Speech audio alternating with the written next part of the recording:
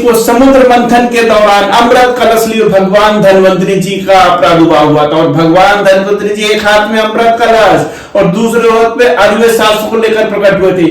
भगवान धन्वंतरी को आरोग्य एवं दीर्घायु बनाने वाले देवताओं के रूप में माना जाता है।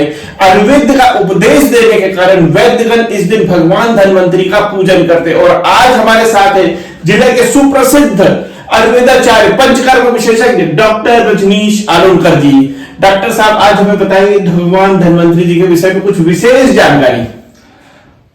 ओम धन्वंतरी मादिदेवम शिरासुरैर वंदित पादपाद्यम लोके जरारुभ्य मृत्युनाशम दातार विषम विविध औषधि नाम। जय धन्वंतरी। जैसा कि आचार्य जी ने बताया कि कृष्ण पक्ष त्रयोदशी के दिन भगवान धन्वंतरी जी का प्रादुर्भाव हुआ था समुद्र मंथन के दौरान, और वह अमृत कलश लिए हुए देवताओं को अमर करने के लिए उन्होंने अमृत कलश लिया था। तो मैं कुछ जानकारी इसमें जोड़ना चाह रहा हूं। दरअसल भगवान धन्वंतरी जी की जो अमृत कलश से जो अमृत की बूंदें टपकी थी, तो उससे कुछ वनस्पतियां पैदा हुई हमारे यहाँ, और वो वनस्पति आजकल बहुत बहुप्रचलित है, जिसे हम लोग अमृता के नाम से जानते हैं, गिलोय। दरअसल ऐसा माना जाता है कि जो भगवान धन्वंतरी जी के अमृत कलश से जो अमृत की बूंदें टपकी थी, उससे उनका वो उत्पन्न हुई अमृता। इसीलिए आयुर्वेद में उसे त्रिदोष नाशक माना गया है। अच्छा, उसका प्रभाव भी उसी प्रकार पड़ता है।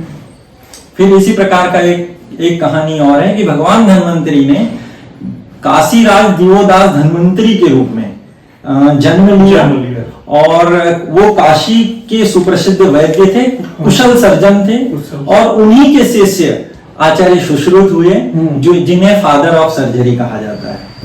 तो इस प्रकार बहुत नई जानकारी मिली सभी को। हमारे जो भी दर्शक देख रहे होंगे, ये जानकारी मुझे भी नहीं थी। तो डॉक्टर साहब और भी कुछ नई जानकारी। तो इसी प्रकार सर्जरी और आयुर्वेद को प्रख्यात करने में या प्रवर्तक के रूप में भगवान धन्वंतरी जी को माना जाता है।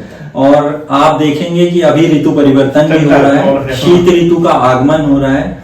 इस समय आयुर्वेद में रसायन सेवन का विधान है। जैसा कि आचार्य आप जानते होंगे कि शीत ऋतु में घर में लड्डू वगैरह बनाए जाते थे, कुछ हलवा वगैरह ज्यादा बनाया जाता था।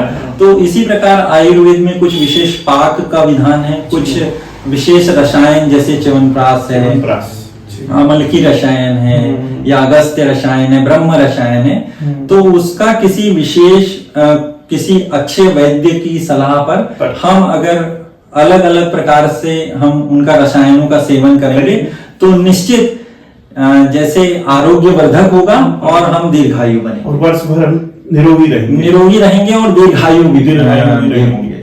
अच्छा डॉक्टर साहब, कुछ पंचकर्म के भी केस अभी आपके पास ज्यादा पड़ते हैं। जी। ये कुछ आपने बहुत पहले मुझे बताया था, इस ऋतु में पंचकर्म कराना चाहिए। हाँ, शीत ऋतु में असल में क्या, इसके पहले एक ऋतु गई है जिसे शरद ऋतु कहते हैं। तो शरद ऋतु में आयुर्वेद में विरेचन कर्म का प्रावधान था। हाँ, तो विरेचन कर्म से पूरा शुद्धिकरण होता